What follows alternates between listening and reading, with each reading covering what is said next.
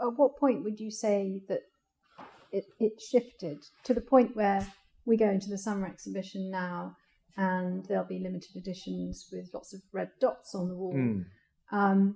And for most of the artists I represent, that is something that's inherently part of what they're doing, and it's not a dirty word anymore to be trying to make a decent living out of what you do. And I know your work's shifted in that at the summer exhibition you will have these pieces which actually give access, I think, to those who have not £400,000 to invest, but just a few thousand, and can actually then own a piece and have it on their walls. I mean, at what point did the art world switch into that?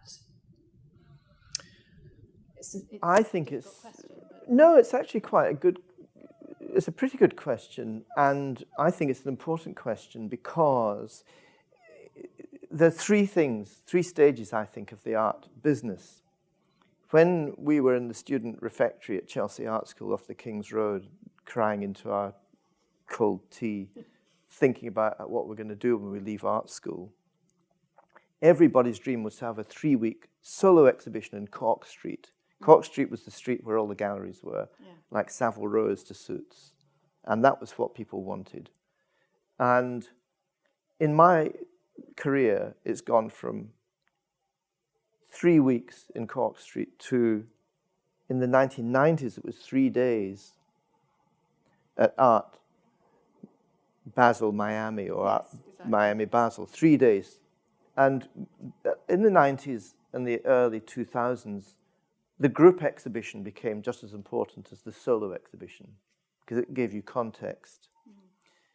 And then it moved from 3 days at, the Armory Show, Cologne, or wherever it might be, to 3 hours on a Thursday evening at Sotheby's, where you'll see a Lucia Fontana painting with 2 slashes being sold for 2 million, and one with 3 slashes is 3 million. And it is that ridiculous.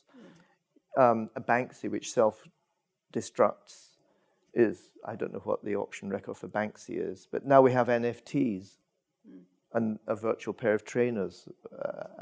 And we're in a strange world because the auction rooms are desperate to get in on NFTs because they don't miss anything commercially. So I've seen a lot of changes, but the thing is that back in the day, you had a critical backdrop. If you did have one of these exhibitions in Cork Street, and I had a few in the 1980s when that was the thing to have, you hoped to be reviewed by the FT, the Guardian, the Observer, or the Times. And that was what you needed, the critical backdrop.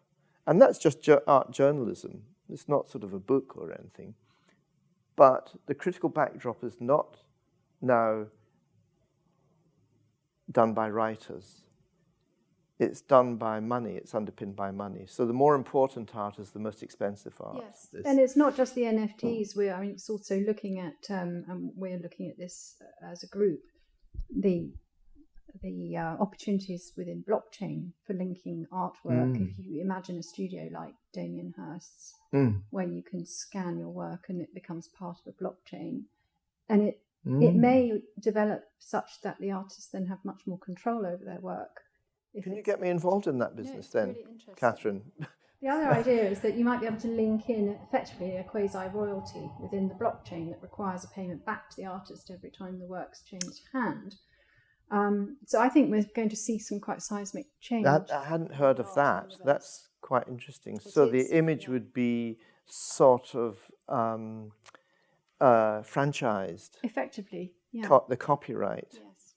So copyright was just if your picture was reproduced in a book or a magazine. And then you'll get your artist resale You get rights peanuts compared with what this sounds like.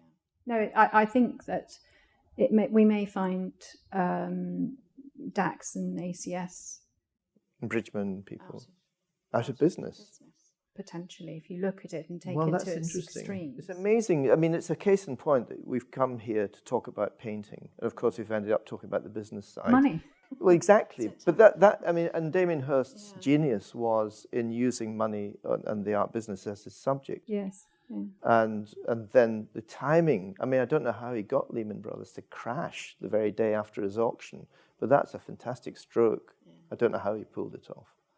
So in terms of, we ought to bring this to a close. You've been very generous with your time, Jock. Not at all. If you're thinking back over your career and also considering young artists today, have you got any key words of advice for them? Things you might have done differently yourself, looking back at your existing legacy? Oh, well, the thing about painters is they only know how to do it the way they've done it. And I remember Grayson Perry was asked when he curated the summer exhibition, what advice have you got to give young artists? And he said, avoid brown landscapes. I think it's good advice. Brilliant.